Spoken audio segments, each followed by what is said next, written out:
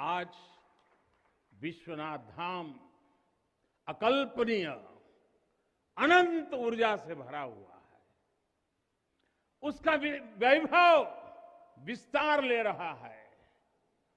इसकी विशेषता आसमान छू रही है। यहां आसपास जो अनेक प्राचीन मंदिर लुप्त हो गए थे, उन्हें भी पुनः स्थापित किया जा चुका है। नमस्कार, मैं आनंद सिंह। उत्तर प्रदेश के चुनाव नज़दीक हैं और बीजेपी और मोदी जी को मालूम है कि उत्तर प्रदेश चुनाव उनके लिए बहुत महत्वपूर्ण है, क्योंकि केंद्र की सत्ता की भी चाबी उत्तर प्रदेश से ही होकर के गुजरती है। 2 दिन पहले काशी विश्वनाथ कॉरिडोर का उद्घाटन था। इसमें मोदी जी पूरी तरह से भगवामय दिखाई पड़े। बड़े बड़े टीकों के साथ उन्होंने गंगा में पूजा अर्चना किया। पूरी तरह से भगवामय हिंदूवादी नरेंद्र मोदी जी दिखाई पड़ रहे थे। जब बंगाल चुनाव थे तो मोदी जी की दाढ़ी बड़ी बड़ी थी, रविन्द्रनाथ टैगोर की तरह, और 2 बार एयरपोर्ट पे मुस्लिमों से गले मिलते हुए दिखाई पड़े थे। उसकी स्क्रिप्ट पहले से ही तैयार थी कि किस तरह से मोदी जी मुस्लिमों से गले मिलेंगे, कहाँ पे गले मिलेंगे। लेकिन चूंकि अब उत्तर प्रदेश के चुनाव हैं तो इसीलिए मोदी जी पूरी तरह से भगवामय दिखाई पड़ रहे हैं। और जैसा कि आपको मालूम है, बीजेपी जब भी 1 कदम आगे बढ़ाती है तो 4 कदम पीछे लेती है। उसी कड़ी में आगे बढ़ते हुए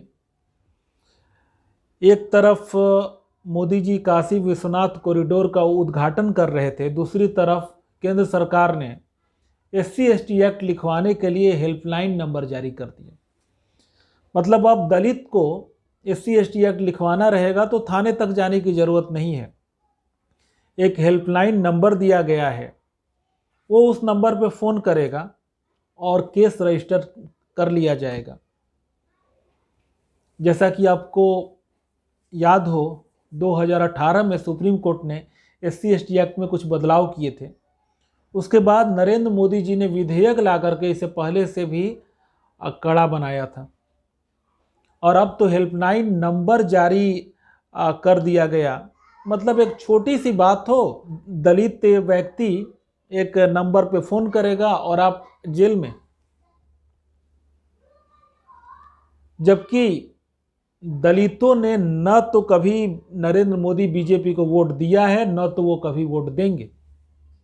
लेकिन ये तुष्टीकरण उनकी ही करते हैं जो इनके वोटर्स नहीं हैं, क्योंकि अपने सपोर्टरों के लिए ये दूसरा विकल्प छोड़ते ही नहीं।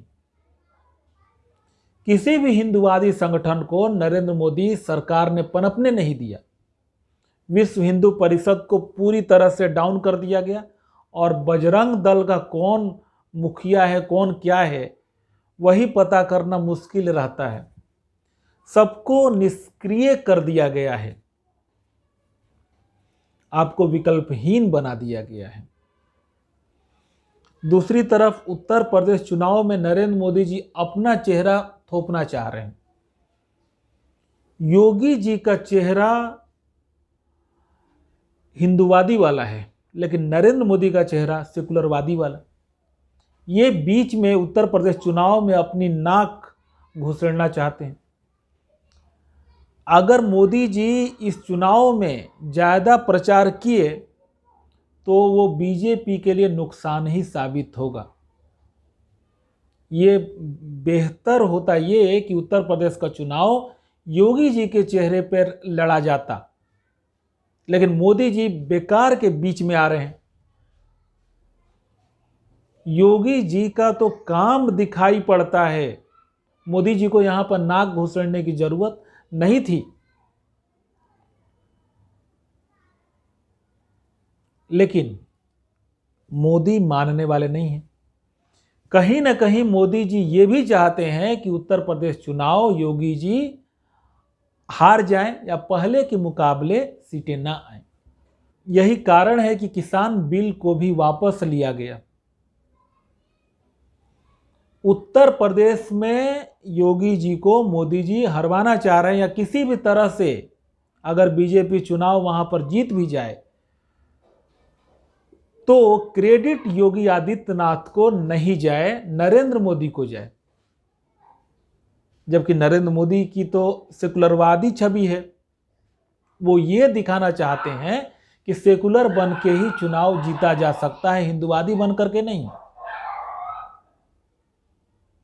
बाह्य आवरण में नरेंद्र मोदी जी बहुतों बार हिंदुवादी दिखाई पड़ते हैं, लेकिन अगर बीजेपी के कार्यों की अगर आकलन की जाए नरेंद्र मोदी के शासनकाल में, तो हिंदुओं के लिए मंदिर, एक तो राम मंदिर जो कि सुप्रीम कोर्ट का फैसला था, उसको छोड़ करके कोई भी दूसरा कार्य नहीं है।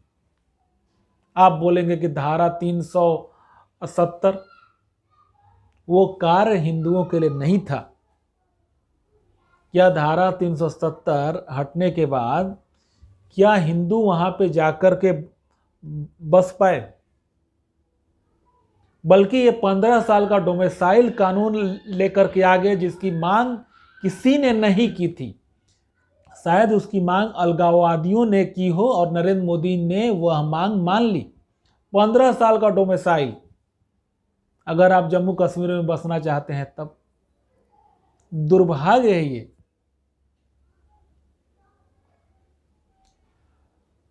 तो हम जैसे हिंदुवादी लोगों को पार्टी के पीछे नहीं दौड़ना चाहिए। हमें पार्टी को नहीं, हिंदुत्व को सपोर्ट करना चाहिए। लेकिन बीजेपी ने हिंदुओं को पूरी तरह से विकल्पहीन बना दिया है। हमारे पास कोई दूसरा विकल्प नहीं है। फिर भी पार्टी को सपोर्ट ना करें, हिंदुत्व को सपोर्ट करें। पार्टियां आपके अनुसार काम करेंगी। हमें बीजेपी के झांसे में, खासकर मोदी जी के झांसे में नहीं आना चाहिए।